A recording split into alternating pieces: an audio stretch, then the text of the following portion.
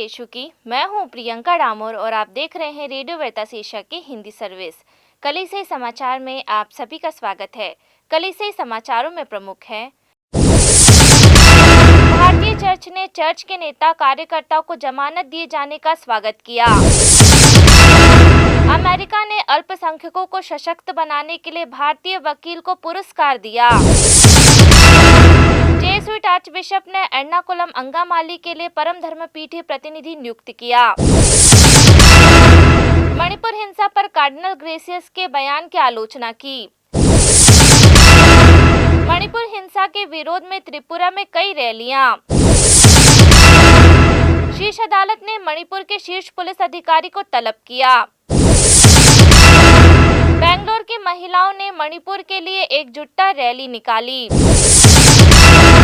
राजधानी दिल्ली के पास नूह जिले में धार्मिक दंगों में 6 लोगों की मौत। पुरोहितों के नेतृत्व वाली थिएटर मंडली ने अपनी 30वीं वर्षगांठ मनाई। अब जानते हैं समाचार विस्तार से। भारतीय चर्च के नेता कार्यकर्ताओं को जमानत दिए जाने का स्वागत किया। चर्च के नेताओं और अधिकार कार्यकर्ताओं भारत की शीर्ष अदालत द्वारा द्विगंत जेसुइट पुरोहित फादर स्टैन स्वामी के सह अभियुक्तों को दी गई जमानत की सराहना की है, जिन पर आतंकवाद से संबंधित कानून के तहत मामला दर्ज किया गया था। Catholic bishop conference of India CBCI commission for tribal affairs के सचिव फादर निकोलस बारला ने बताया कि भारत के सुप्रीम कोर्ट द्वारा वकील अरुण फरेरा और ट्रेड यूनियनिस्ट वार्नन गोंजाल्विस को जमानत देना वास्तव में एक महत्वपूर्ण कदम है। उन्होंने कहा, इससे आदिवासी लोग, वनवासियों और दलितों के अधिकारों के लिए काम करने वाले अन्य कार्यकर्ताओं का मनोबल बढ़ेगा। अमेरिका ने अल्पसंख्यकों को सशक्त बनाने के लिए भारतीय वकील को पुरस्कार दिया। भारत के सर्वोच्च न्यायालय के वकील जोस अब्राहम को उनके क्षेत्र में उल्लेखनीय कार्य के लिए संयुक्त राज्य अमेरिका के विदेश विभाग द्वारा सम्मानित किया गया है।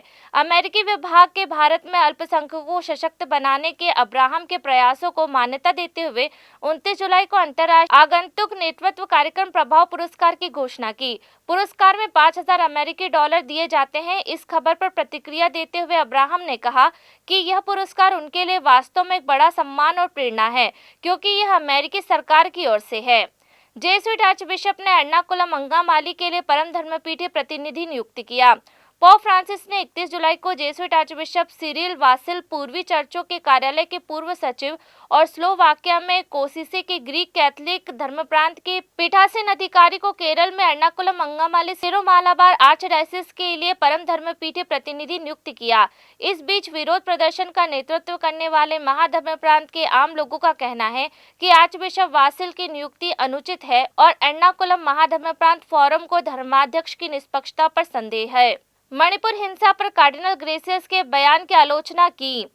देश के शीर्ष चर्च नेता और पोप फ्रांसिस के 8 सलाहकारों में से कार्डिनल ओसवाल्ड ग्रेसियस के मणिपुर पर एक संदेश पर भारत भर के कैथोलिक ने निराशा के साथ प्रतिक्रिया की है। United Christian forum of north east के प्रवक्ता एलन ब्रूस कहते हैं, कार्डिनल की टिप्पणियां चौंकाने वाली और अनावश्यक और पूरी तरह से अनुचित थी, क्योंकि वे जमीनी हकीकत को प्रतिबिंबित नहीं करती थी, जो मणिपुर राज्य में हिंसा भड़कने पर रिपोर्ट करने वाले पहले व्यक्ति थे। कार्डिनल का 4.5 मिनट का वीडियो संदेश बॉम्बे आर्चडायसिस के कैथोलिक को संबोधित करते हुए दावा करता है कि मणिपुर में दंगे हिंदू ईसाई संघर्ष नहीं है, बल्कि 2 आदिवासी समूह के बीच झड़पें हैं।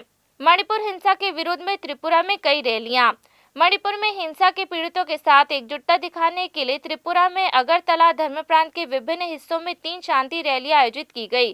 राजधानी अगरतला में चर्च द्वारा संचालित शैक्षणिक संस्था, स्वयं सहायता समूहों और अन्य चर्चों के सहयोग से 30 जुलाई को धर्म प्रांत के महिला आयोग द्वारा एक मोमबत्ती की रोशनी रैली का आयोजन किया गया था। रैली के संयोजक और आयोग की सचिव sister of our lady of Fatima की सदस्य सिस्टर जॉली कोटाराथिला ने कहा कि रैली का आयोजन मणिपुर में महिलाओं के साथ हुए जघन्य अपराधों की निंदा करने, पीड़ितों के प्रति एकजुटता बढ़ाने के लिए किया गया था और 3 महीने से चली आ रही हिंसा और संघर्ष को समाप्त करने की अपील की। रैली में विभिन्न क्षेत्रों के लोगों ने भाग लिया, जिनमें से कई छात्र थे। इस सभा में कुकी जनजातियों के कई लोग शामिल थे। शीर्ष अदालत ने मणिपुर के शीर्ष पुलिस अधिकारी को तलब किया। भारत की शीर्ष अदालत ने कहा कि मणिपुर में कानून और व्यवस्था पूरी तरह से ध्वस्त हो गई है, जो पिछले 3 महीनों से सांप्रदायिक हिंसा में घिरा हुआ है।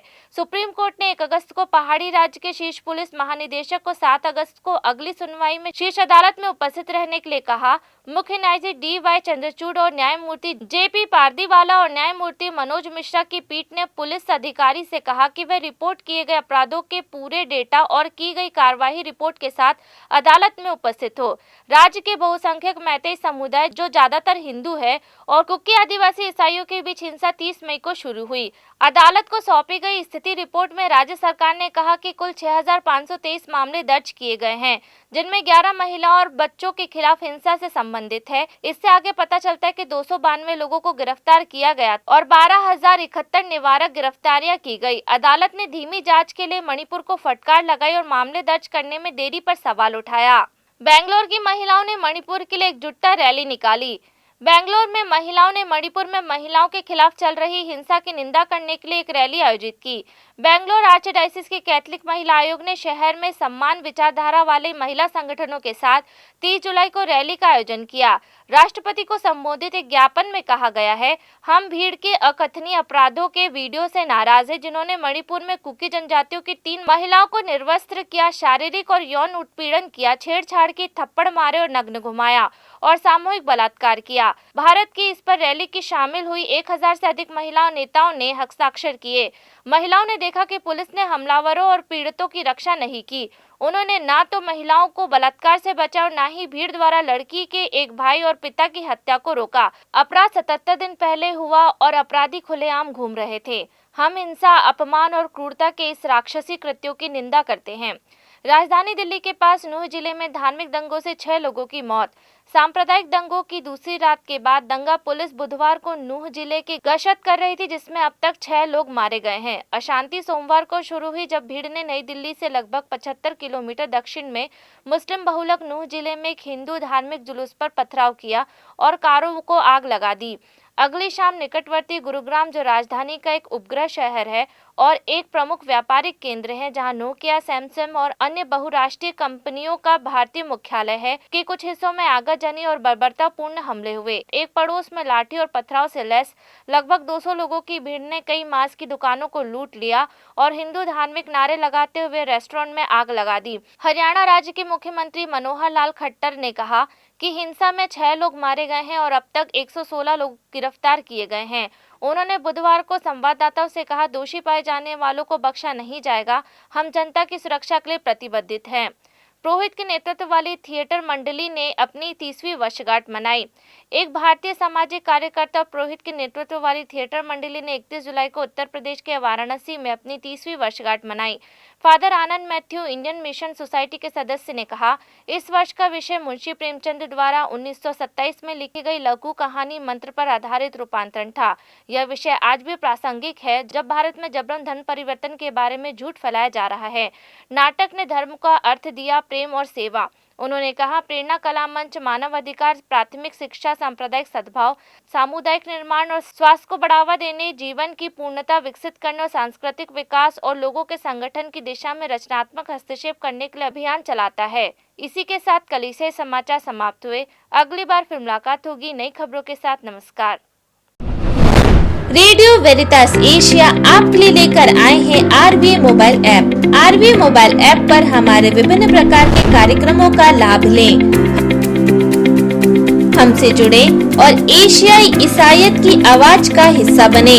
आज ही ऐप स्टोर एवं प्ले स्टोर से RVA मोबाइल ऐप डाउनलोड करें।